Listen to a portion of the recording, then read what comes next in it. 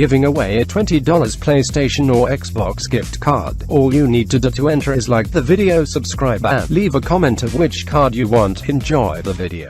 In November 2007, shark fanatic Patrick Walsh goes on a cage diving trip off the coast of Mexico. I'm ready to get scared. Diving with great whites and filming them in action has long been a dream of Patrick's.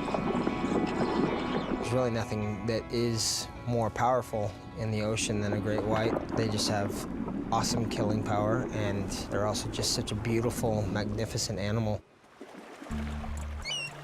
It's the third day of Patrick's trip, and he's already been shark diving 5 times. But today, there are some really big great whites who seem to be watching them. There's another one right there. See her? Dude, that's sick. Holy crap.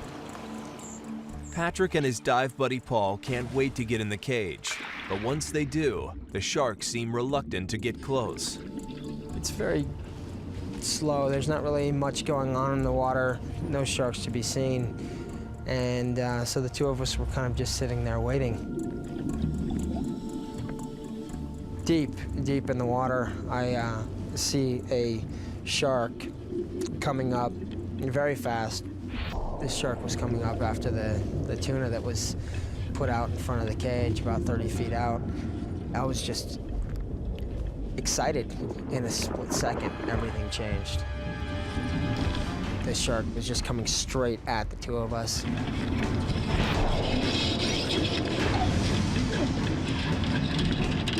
With the force of the impact, it had wedged itself into the cage and was just terrified.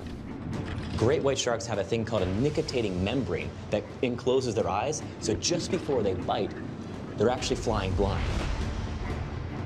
The shark just started thrashing, and it just snapped this cage just to pieces. It was like it was made out of balsa wood.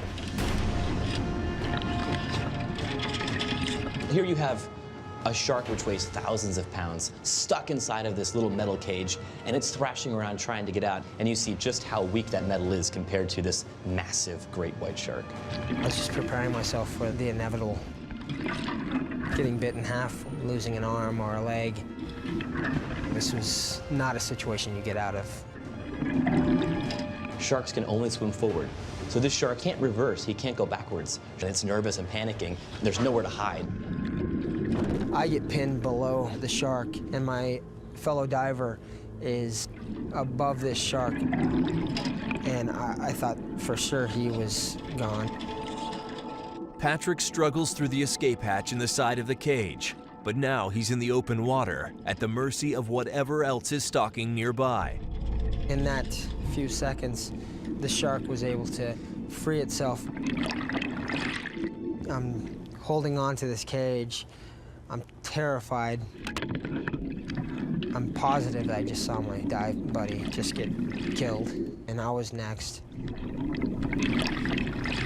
Patrick scans the water, but he has no idea where the frenzied shark could be.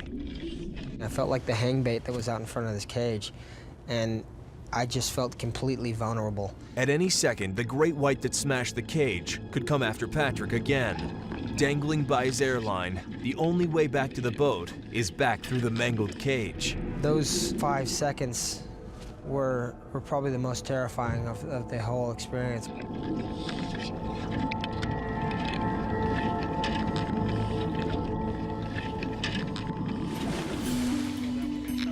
Finally, he's hauled to safety.